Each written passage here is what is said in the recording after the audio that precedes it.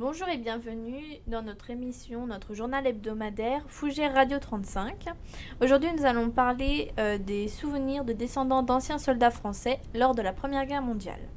Il y aura dans cette émission 2 témoignages. Tout d'abord, nous accueillons Lily Rose, bienvenue. Bonjour, je m'appelle Lily Rose Rosier, j'ai 16 ans et je suis en première littéraire au lycée Jean Guénot. D'accord. Aujourd'hui, vous venez nous parler d'un poilu, c'est le terme qu'on abordait à l'époque pour désigner les soldats français. Quel est votre poilu que vous avez choisi ? Alors moi je vais vous parler de mon arrière-grand-oncle qui se nommait donc Georges-Joseph François Desrues. Je vais donner quelques petites informations sur lui. Il est né à Fougères en 1898 et il est mort le 10 juillet 1918 à Senlis, une commune française du département de l'Oise, à l'hôpital complémentaire d'Armée 44 suite à des blessures de guerre. Il était commerçant, il était soldat de 2e classe et physiquement, je vais le décrire un peu, il avait les yeux bleus, un nez rectiligne, un front fuyant, un visage plutôt rond, des cheveux châtain foncé et il mesurait 1,67 m. D'accord. Je vois que vous êtes très précis sur vos informations. Oui. Quels ont été vos supports ? Pourquoi ces démarches-là ? Enfin voilà, tout le travail administratif, comment ça s'est passé ? Alors mes démarches, j'ai surtout trouvé les informations sur Internet beaucoup, notamment le site Mémoire des Hommes, les archives de Fougères également m'ont aidé. Et j'ai également trouvé des infos sur un vieux journal de l'époque, donc Ouest Éclair, qui s'appelait Ouest Éclair à l'époque et maintenant qui se nomme Ouest France. Donc toutes ces démarches, donc vous voyez que je n'ai eu aucune aide de ma famille parce que c'était un tabou, mais je vais en reparler un petit peu après. Voilà. Donc voilà, essentiellement sur un travail d'archives, Internet, etc. Vous parliez d'un tabou tout à l'heure. Oui. Qu'est-ce qui s'est passé ? Quelles ont été les émotions qui sont ressorties de ces démarches ? Parce qu'au départ, je pense que ça devait être seul. Mais maintenant que votre travail est plus ou moins finalisé, qu'est-ce qui ressort de tout ça ? Alors en effet, il y a toujours eu un tabou donc, sur mon arrière-grand-oncle au niveau de sa jeunesse, de sa mort. Je n'en sais pas plus, mais on n'en a jamais vraiment parlé dans la famille. Et c'est ça, vu que je suis vraiment très curieuse là-dessus, c'est ça qui m'a vraiment donné envie de m'intéresser à lui. Donc, et bizarrement, la réaction de ma famille a été très positive. Je m'y attendais absolument pas, mais ils ont trouvé ça vraiment bien que j'ai pris l'initiative de m'intéresser à mon arrière-grand-oncle. Mais voilà, peut-être la première qui s'est intéressée à un tabou qu'on reportait des générations sur génération. C'est ça. Quel serait un petit peu votre mot de fin, la motivation ? Où est-ce que vous l'avez puisé ? C'est un travail qui est hyper long. Où est la motivation que vous avez trouvée ?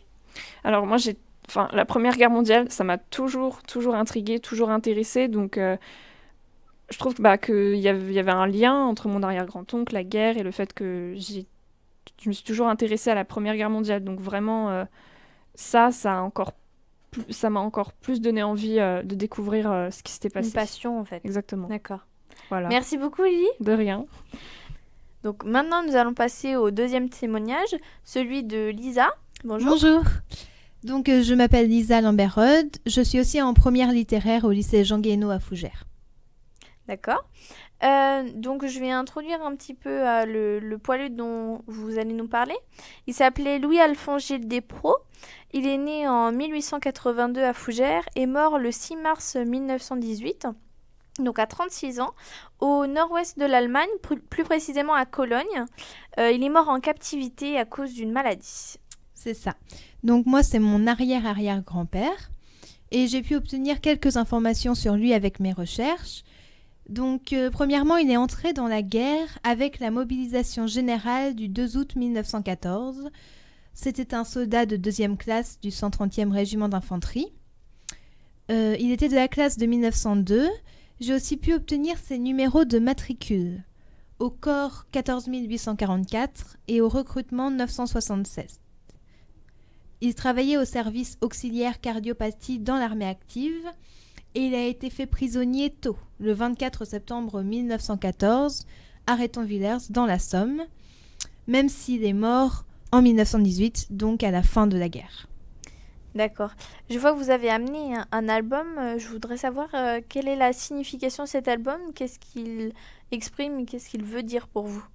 Donc moi, je l'ai toujours vu depuis que je suis toute petite dans l'étagère chez mes grands-parents. Je voyais qu'il avait vraiment une importance dans la famille, même si j'étais pas vraiment au courant. Je savais que j'avais un ancêtre qui était décédé à la guerre, mais ça s'arrêtait à peu près là. Et en grandissant, j'ai commencé un peu plus à m'interroger. J'ai aussi étudié la Première Guerre mondiale à l'école. Et donc, en posant quelques questions à ma grand-mère, puisque c'était de son côté à elle, elle a décidé de me montrer l'album. Nous l'avons regardé ensemble. Elle m'a raconté différentes anecdotes, on va dire, qu'elle connaissait. Et c'est ça qui m'a incité à aller faire des recherches. D'accord. Donc, par rapport à votre famille, la réputation que auraient et ont vos recherches, il y a pas de tabou par rapport au premier témoignage, par exemple, où ça s'est plutôt très bien passé? Alors oui, très bien passé. J'ai demandé, donc suite à l'album, plus d'informations, en disant clairement dès le départ que c'était pour faire des recherches de généalogie. Et ma famille a vraiment été motivée. Elle a été contente, enthousiaste à cette idée. Donc ma grand-mère a pu me donner toutes les informations qu'elle avait. Aussi, elle m'a fourni des cartes qui étaient dans son grenier. Donc c'était des cartes que mon arrière-arrière-grand-père avait envoyées à sa femme et à ses enfants, parce qu'il était déjà père de famille à l'époque. Donc sur l'album, comme on peut le voir ici, il a les yeux bleus et le menton rond, ce que ma grand-mère a maintenant. On voit une réelle ressemblance physique. Et après, pour les recherches, je suis allée aux archives départementales, aux archives de Fougères, et j'ai aussi regardé sur le site Mémoire des Hommes sur Internet, qui est riche en informations et qui sont assez accessibles.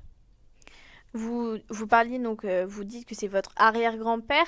C'est quand même impressionnant qu'un homme avant la guerre ait pu à rentrer dans un métier, choisir son métier, avoir une famille. Et c'est vraiment quelque chose de peut-être encore plus mémorable dans la mesure où il avait une vie antérieure. Donc, j'ai juste précisé, moi, c'était mon arrière-arrière-grand-père. Ah oui, exact. Voilà.